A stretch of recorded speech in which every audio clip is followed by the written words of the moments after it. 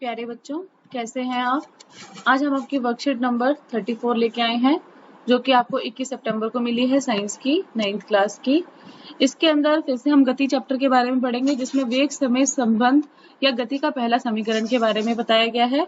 तो ज्ञान पूछता है जिज्ञासा दीदी, गति के समीकरण क्या हैं और इन्हें ग्राफीय विधि के द्वारा कैसे प्राप्त किया जा सकता है?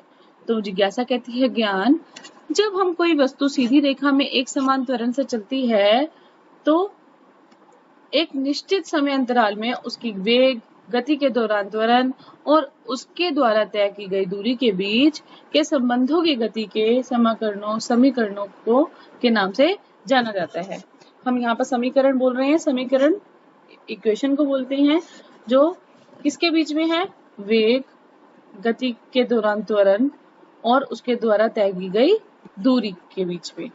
तो सबसे पहला यहाँ पर 3 समीकरण दिखाए गए हैं। सबसे पहला है गति का पहला समीकरण, जो वेग और समय के संबंध में है, जिसका है v = u + at। दूसरा समीकरण जो समय और स्थिति के बारे में है, s = ut + ½ at। और तीसरा समीकरण जो वेग एवं स्थिति के बारे में है, वो है 2as = v² - u²। वर्ग है यहाँ पर 2 का वर्ग और यहाँ पर v के ऊपर और u के ऊपर भी। इनका उपयोग कर हम दैनिक जीवन में गति में वेग, समय, दूरी, त्वरण इत्यादि संबंधित प्रश्नों के आसानी से हल कर सकते हैं। इन समीकरणों में जो u है वो क्या है? वस्तु का प्रारंभिक वेग जिस पर वो शुरू हुआ है, u अंतिम वेग, a एक समान त्वरण और s तय की गई दूरी और t तो समय को दर्शाते हमें पता है। ठीक है बेटा। इसके बाद है ग्राफीय विधि द्वारा वेग एवं समय के बीच संबंध स्थापित कर गति का पहला समीकरण प्रस्तुत या व्युत्पन्न करना। तो बेटा क्वेश्चन जो है ये आपका, ये पेपर के पॉइंट ऑफ व्यू से बहुत इंपॉर्टेंट है। ये मैक्सिमम एक ना एक समीकरण पेपर में जरूर आता है, जिसको हमें ग्राफीय विधि द्वारा प्रस्तुत करना होता है और समीकरण निकालना होता है। तो सबसे पहले यहाँ पर उसका पहला समीकरण है, देखते हैं कैसे किया है। तो यहाँ पर दिखाया है, एक समान त्वरण से चल रही किसी वस्तु का वेग समय ग्राफ लीजिए ऐसे। तो ये है एक समान चल रही है, दिख रहा है आपको, बराबर समय में बराबर दूरी तय कर रही है और इसमें u जो है 0 के बराबर नहीं है। आप देखेंगे यहाँ 0 है और u यहाँ है, तो u जो है हमारा 0 के बराबर नहीं है। ठीक है। और वस्तु का u प्रारंभिक वेग t समय में बढ़कर v हो जाता है। यहाँ पर हमें दिखाई दे रहा है v ऊपर की तरफ। मैं थोड़ा सा आपको डार्क करके दिखा देती हूँ। ये देखिए यहाँ v नजर आ रहा होगा, ये u है। ठीक है। तो थोड़े समय t समय के बाद वो u से क्या हो गया? v हो गया। ठीक है, यानी कि अंतिम वेग बन गया। ठीक है। तथा वस्तु का वेग समान दर a से परिवर्तित हो रहा है। बिंदु B के अक्ष समय और पर BC और y अक्ष पर BE लंब खींचें। तो यहाँ दिखाई दे रहा है आपको B से यहाँ पर BC और ये BE। ठीक है।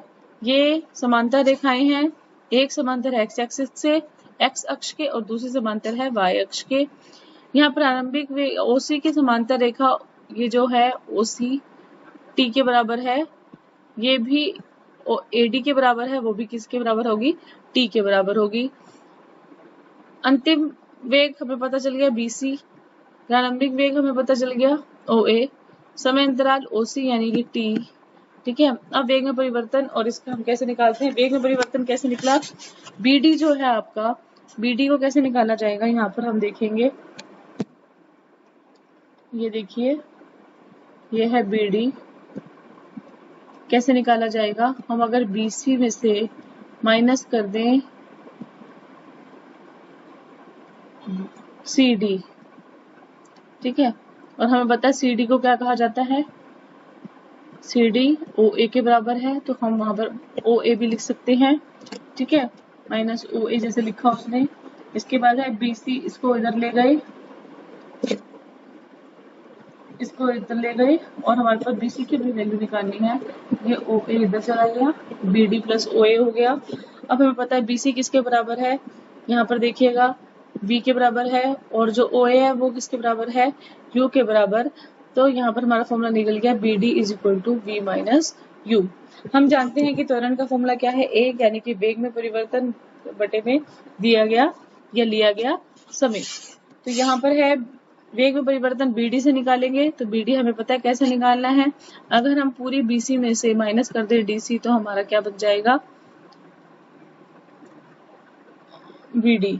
ठीक है बेटा, तो यहाँ पर हमें bd चाहिए, bd इज अपॉन ad।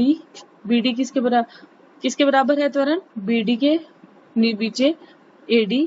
तो ad किसके बराबर है, अभी हमें यहाँ दिख रहा है ये ad के बारे में बताया उसने, ad किसके बराबर है, उसी के बराबर यानी कि t समय के बराबर। ठीक है, और a is equal to B D upon T, यानी कि a बी डी वहीं रहेगा और ये इधर चला जाएगा, यानी कि B D is equal to A T. समीकरण a तथा 2 के गति में पहला समीकरण कैसे निकलता है, अगर हम इस वैल्यू को इस वैल्यू में डाल दें तो हमारे पास आ जाएगा v minus U is equal to A T, और यहाँ से निकल जाएगी v is equal to U plus A T. तो बेटा ये थी आपकी कैसे आपने प्रस्तुत करना है ग्राफीय विधि द्वारा वेग और समय के बीच में जो पहला आपका नियम है, यानी कि जो समीकरण है उसको कैसे ग्राफीय प्रस्तुत करना है। इसके बाद यहाँ पर एक क्वेश्चन न्यूमेरिकल दिखाया गया है। उदाहरण, किसी चलती बस पर ब्रेक लगाने पर गति के विपरीत दिशा में 6 मीटर पर सेकंड का त्वरण उत्पन्न होता है। यदि बस ब्रेक लगाने जाने पर रुकने में 2 सेकंड समय लेती है तो उसका प्रारंभिक वेग ज्ञात कीजिए। तो हमें पता है प्रारंभिक वेग किसको कहते हैं, u को कहते हैं।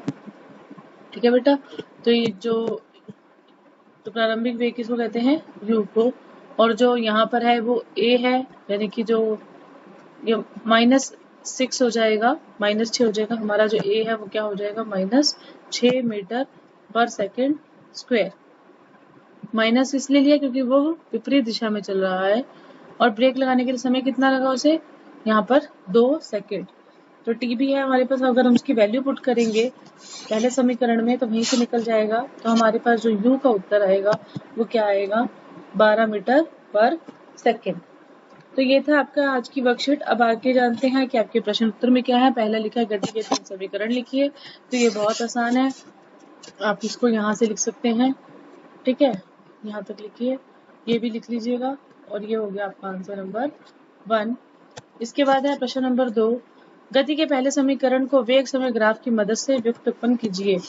तो बेटा ये जो आपका सारा का सारा मैंने भी यहाँ पर समझाया आपको कैसे प्रस्तुत करना है, तो यहाँ से लेकर ये पूरा और ये वाला चित्र ये जरूर बनाइएगा अपनी कॉपी में। ये है आपका आंसर नंबर 2। अब इसके बाद है प्रश्न नंबर 3, गति के समीकरणों में v, u, s, t और a का क्या निरूपित करते हैं। तो बेटा इसके बारे में यहाँ से लिख सकते हैं, ये है आपका आंसर नंबर 3। ठीक है बेटा, तो ये थी आपकी आज की वर्कशीट जो कि थी वर्कशीट नंबर 34। अगली वर्कशीट आएगी, हम फिर से डिस्कस करेंगे। तब तक के लिए हंसते रहिए, मुस्कुराते रहिए, और प्लीज मैं आपसे एक बात बोलूंगी, प्लीज मेरे इस चैनल को सब्सक्राइब कर दीजिए। ठीक है, मेरी वीडियो को लाइक और सब्सक्राइब कीजिए।